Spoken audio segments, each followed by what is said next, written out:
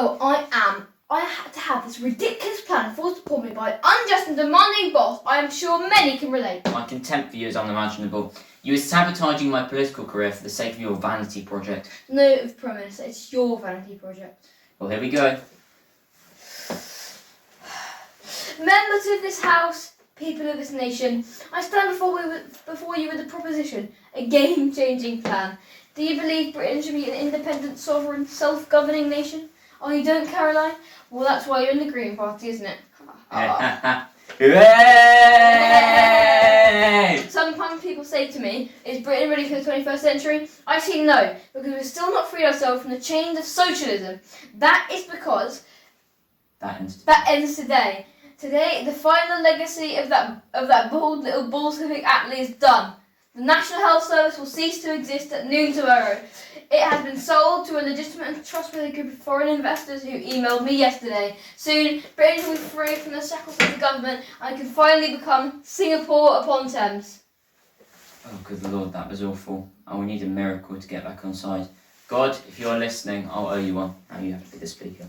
He's the speaker. And now the response from the Leader of the Opposition, Sir Keith. Thank you, God. Turn, the first literally choked you to death. No, you fool. She used me as a diversion to summon Doi the Destroyer. Only we ended up with Kylo Chen, which was a bit of a letdown, but I digress. So you have Chancellor David on the payroll. You aren't going anywhere, so I guess I can be honest. Yes, we do. So you're going to kill me? Yes, we are.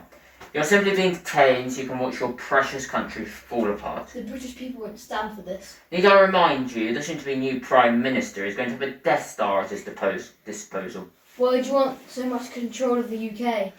Because that's where the SCL headquarters are. We can infiltrate them. Then we can use our shared intelligence with the US to bring down their government too. Then Earth will be disorganised and vulnerable to the new threat. What new threat? I've said enough. Time for you to enjoy your final moments. That's when I am speaking on behalf of Mr. Spiffing. I'm his friend. He entrusted me to answer any calls whilst you were away. Yes, I do know what his actual name is. It seems strange that you're so hung up on this, but just for the record, his name is... Hello. Steve Bloke, I fear something has befallen Mr. Spiffing. I'll call you back. Why, what's happened? His phone was left out and it's been broken. There are cracks all over the screen. I meant to turn it on, but he typed a message he's not got send. It's him. Thanks for everything. There are numbers here too. 511-1605. He has said then he has said, I am there. What does he mean? Let me see those numbers. I think it's some kind of date.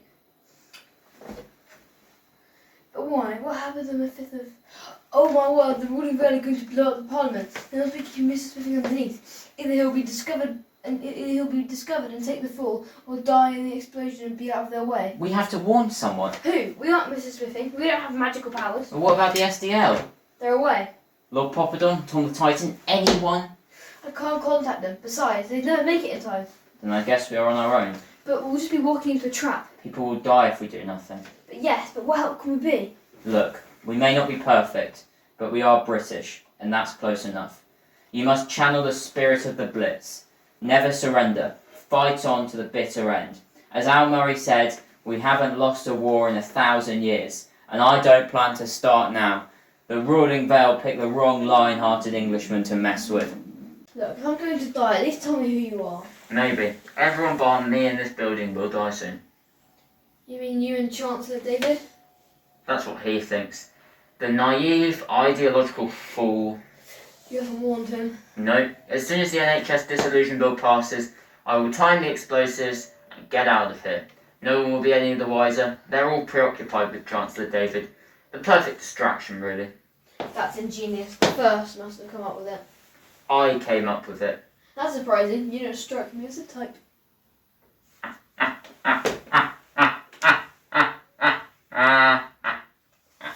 Lord Ernest! Ow! Mr. Spiffing, I'm over 200 years old. I was born in 1803. You were? Yes, and I crafted myself a dynasty of a business empire. Lord Ernest I was up first. Then when he retired, his son Lord Ernest II took over, and so on. I knew you were up to no good. But how could you? We were on Lord Ernest luxury castles again together. You don't know how hard it is to stay above the law. I'm supposedly Lord Ernest VI. Lord Ernest I died trying to make a profit of opium during the First Opium War. Then my dead body was transported away for a funeral. Under the cover of that, Lord Ernest II began trading. He was on merchant ships first and foremost. Then he started importing again after we won the Second Opium War. He would also make some suspiciously large political donations to Lord Palmerston, and in return would receive some favourable deals. Then that idiot Disraeli came along and started whining about how poor people deserve basic rights and housing and other rubbish like that. If that wasn't bad enough, just as the Lord Ernest factory empire was taking off, Gladstone and his ilk came along and began spouting rubbish about personal freedoms and all that. Then they legalised trade unions. Absolute rubbish. Anyway, Lord Ernest II limped on for a while until the third took over. Oh, I need to be more posh, don't I? Just before World War One. He had a good innings, but then all this socialism nonsense started popping up. Now not only do you have to pay your workers, you can work them for 20 hours per day. Ludicrous, isn't it? Regardless, it seems we have reached the end of our time here, and alas, regrettably the end of my villain monologue. Good day to you, sweet dreams. Hey, you said that the first time when you killed PM Stevenson. Oh, he's not dead. He never existed in the first place. Excuse me, what? Oh yes, he was an apparition of the first. PM Andrews has been running the country since July 2022. We just needed to keep his reputation intact, so we gave him cover. I did try and tell you, back when we were filming, farewell, Prime Nibble. Dick, I'm gonna die again. Help! Help! Steve, look! You are here! And so is Harold. He's gone after the ambassador. Lord Ernest the ambassador. He's 200 years old. I told you he was dodgy. Can you defuse the explosive? I can. You have a long-awaited meeting with Chancellor David. Ding! Well, on the dissolution of the National Health Service. The ayes to the right, 322. The noes to the left, 289. So the ayes have... Come on. What? Not so fast! What is this treachery? I'm an MP. I have full right to be here. Yes, of course. That sounds like an admission of guilt. I object this bill. Chancellor David is on the payroll of the ruling veil. You take that back at once. I've proved that he was being financially assisted to go after the PM. I also have a recorded confession from Lord Ernest so I can reveal as the ambassador. No. No, this is wrong. Checkmate, Chancellor David. We are forced to the ruling veil yet again. Mr. Spiffing, you need to come quick. I'm an MP. I have full right. No. Why? What's wrong? Why? What's wrong? It's Harold. I'm glad he got his send off, but I still can't believe he's gone. I must admit we had our differences, but he was a brave and wonderful man. When I get my hands on Lord Ernest, he will pay for killing him.